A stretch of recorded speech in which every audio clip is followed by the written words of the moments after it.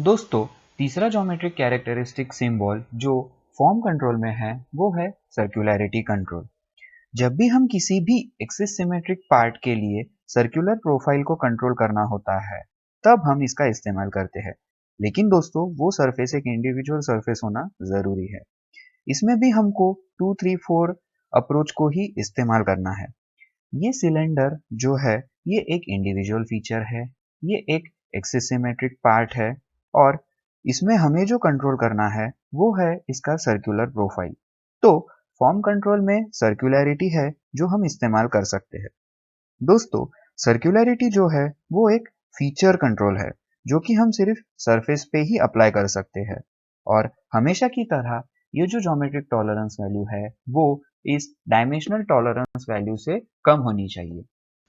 दोस्तों, जब भी हम सर्कुलैरिटी किसी फीचर पे देते हैं तो इसका मतलब ये है कि अगर हम इस पार्ट का कोई भी क्रॉस सेक्शन लेते हैं ये पार्ट मैन्युफैक्चर होने के बाद, तो ये परफेक्ट सर्कुलर नहीं हो सकता, बल्कि इसमें कुछ इस तरह से वेवीनेस होगा। तो दोस्तों, इसके हाई पॉइंट्स और लो पॉइंट्स के हाइट डिफरेंस ही सर्कुलैरिटी एरर होता है और वो एरर की वैल्यू फीचर कंट्रोल फ्रेम में दिए हुए ज्योमेट्रिक टॉलरेंस वैल्यू से कम होनी चाहिए, वो इससे ज्यादा नहीं हो सकती है। दोस्तों, क्योंकि यहाँ हम इसका सर्कुलर एलिमेंट कंट्रोल करने में इंटरेस्टेड है, तो ये एक 2D कंट्रोल है और इसका टॉलरेंस जोन जो होगा वो 2 कोएक्सियल सर्कल्स होंगे। यहाँ भी हम 3 स्टेप्स चेक करेंगे। पूरे एक्चुअल लोकल साइजेस जो है वो इन लिमिट्स ऑफ साइज के अंदर होना चाहिए।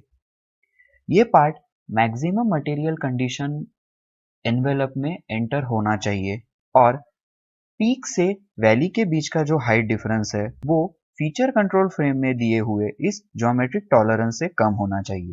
तो दोस्तों, ये एक सिनारियो होता है।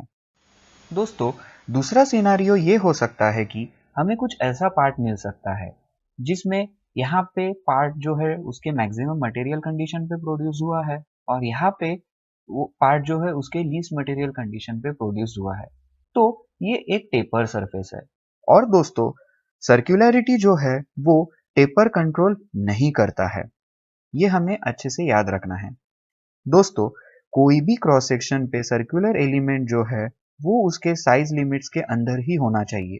बस यही हमें पता चलता है सर्कुलैरिटी में। तो यहाँ पर भी पीक और हाइट वैली का जो हाइट डिफरेंस है वो इस 0.1 वैल्यू के अंदर होना चाहिए। तो दोस्तों, ये था सर्कुलैरिटी कंट्रोल। Thank you.